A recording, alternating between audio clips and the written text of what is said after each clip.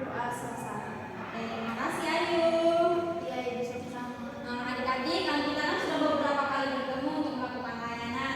Jadi di sini akan mempertegas sekali. Di sini kita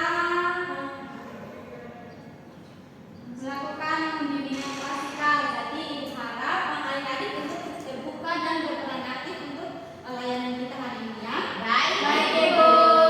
Seperti tadi bahwa di sini Ibu sebagai fasilitator. Jadi Ibu harap adik-adik untuk aktif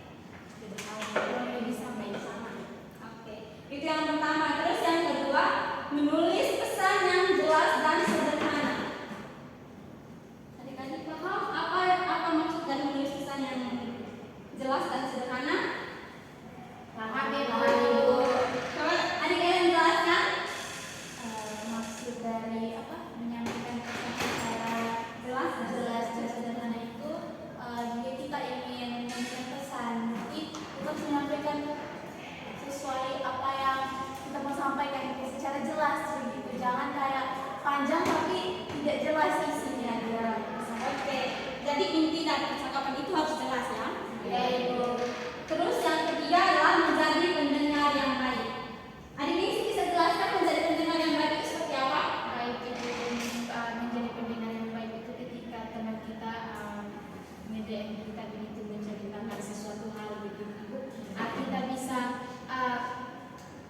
merespon hal itu dengan baik itu, sehingga dia kayak merasa kalau yang dia ceritakan itu orang lain paham. Oke, orang lain dengar ya.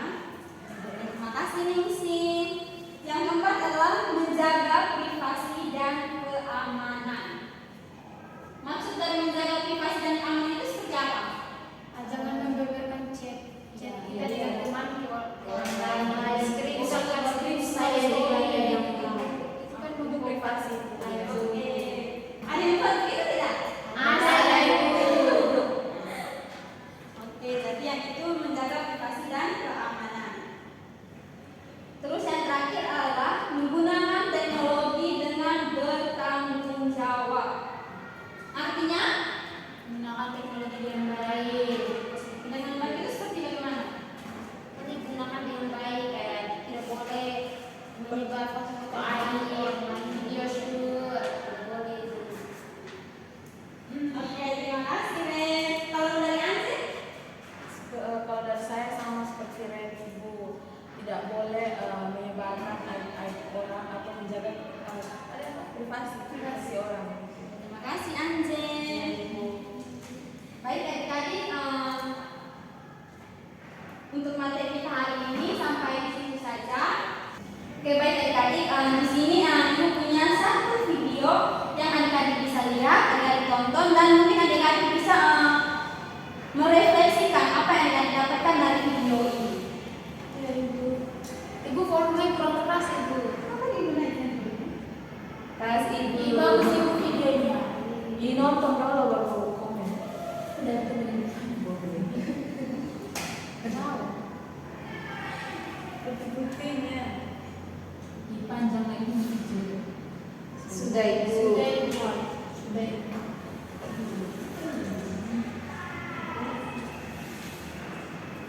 Oke baik adik-adik, dari video yang tadi adik-adik tonton, apa yang adik-adik dapatkan dan mungkin bisa dikaitkan dengan materi yang telah kita bahas tadi. Saya Ibu. Oke adik Ayu.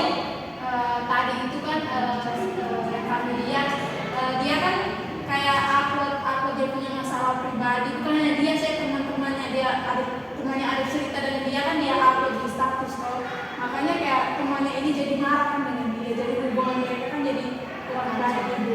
Jadi tadi kan ada privasi juga kan, nah privasi ini penting, jangan semua hal itu kita beberkan lewat sosial media Ibu. Biar kita terima terus kita apa sendiri. Cuma kita saja yang tahu, jangan beberkan ke orang lain, apalagi dari saya kita jangan beberkan ke orang, apalagi ini di sosial media semua orang bisa lihat. Oke bagus sekali, terima kasih Ayu. Iya ya Ibu. Mungkin ada yang lain? Sama Ibu. Oke kurang lebih sama ya dengan Ayu. Iya Ibu. Nah adik-adik, maka dari itu untuk materi kita sudah selesai. Di sini Ibu minta adik-adik untuk membuat kesimpulan mengenai materi dan video yang tadi adik-adik sudah lihat bersama dan materi yang sudah kita bahas dan dijelaskan bersama tadi. Mungkin bisa dua orang begitu. Baik Ibu, dari kesimpulan materi yang sudah dijelaskan bahwa ketika kita melakukan komunikasi lewat platform seperti WhatsApp, TikTok dan lain-lain itu harus menggunakan kata-kata yang jelas, mudah dimengerti, terus juga harus menjaga privasi, terus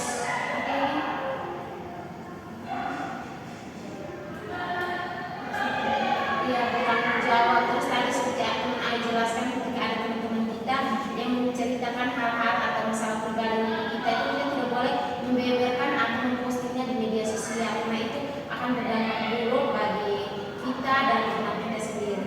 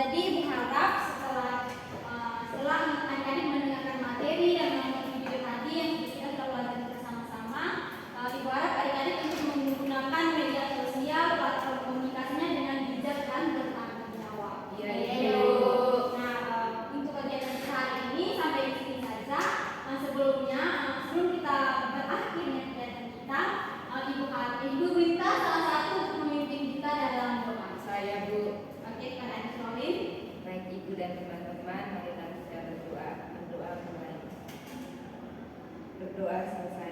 Terima kasih Roli.